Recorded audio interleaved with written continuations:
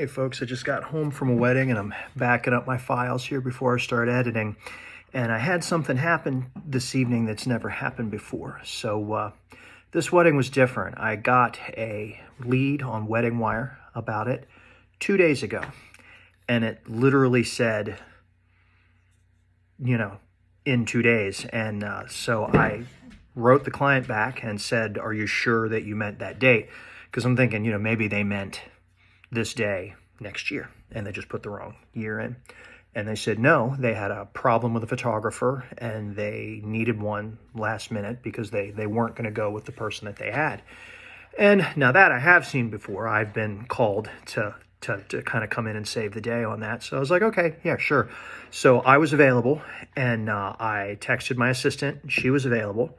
So I said, yes, sure. So I wrote a contract up and sent it out, told them how much the deposit would be.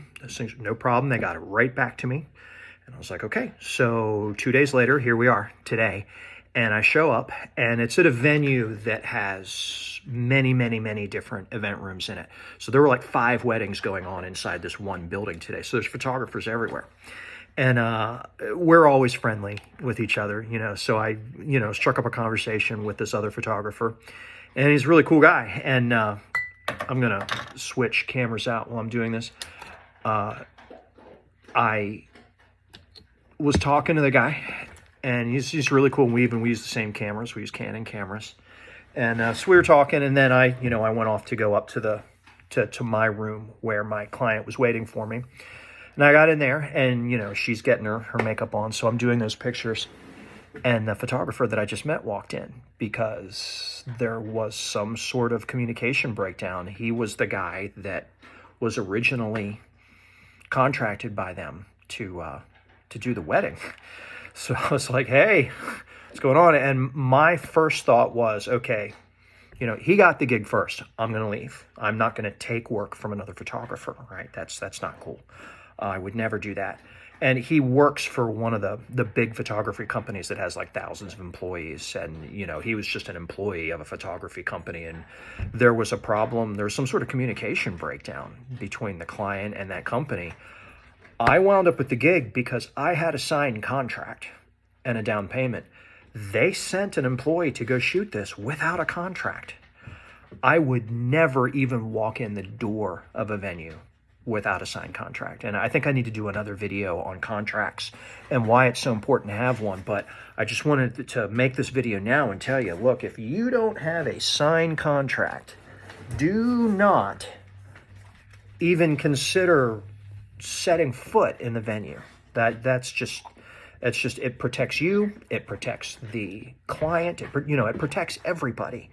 And if I didn't have that today, I wouldn't have had this job today. I would have paid my assistant, sent her home, and then I would have gone home.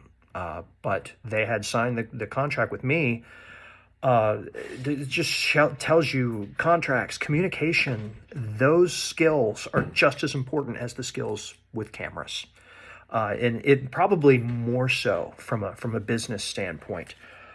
So if you don't have a contract, you need to get one. I got one online through an online service.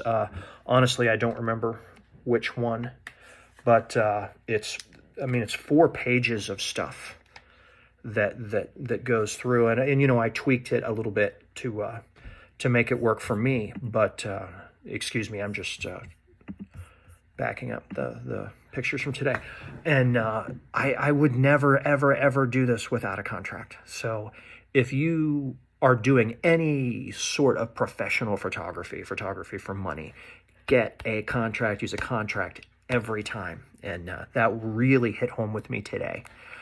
So learn from my experience, okay? If you want to be a professional photographer, spend the money and get a lawyer to make you a contract, okay? Don't write it yourself. Get a lawyer to do it. That's what I did. I used an online law service that did a contract for me. And you need to do that too if you want to do photography professionally. Okay, so go do it.